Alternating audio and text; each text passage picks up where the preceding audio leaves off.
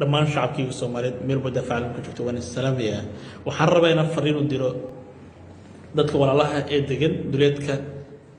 Kismaayo oo dagaal ku dhex maray dagaalku saameyn ku yeeshay mid nafeed iyo mid dhaqaale waxa la sidoo dhaqsiyaha badan waa in dagaalka lagu joojiyaa waa in la qaataa amniga horumarka bulshada iyo mid deegaanba dadka walaalaha ee wada degan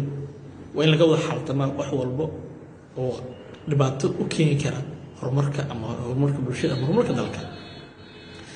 dhalinyarada siyaasiyiinta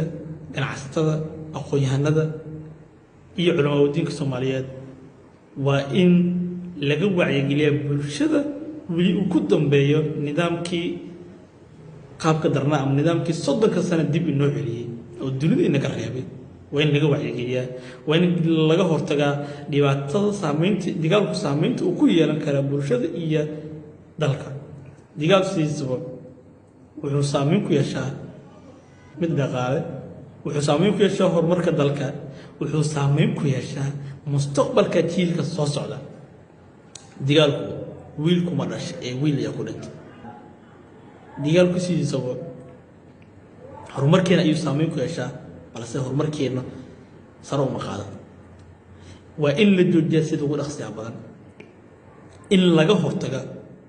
dhibaato walba oo ku iman karta horumarka gobolka waxaan ku soo gabagabeynayaa war-saxaafadeedkeegu nabadda ayaa muhiim ah midnimadu waa xoog kala tagan waa xoog shacabkaygu aynu gacmaha is qabsanaa. Assalaamu calaykum waraxmatullaahi wabarakaatuh.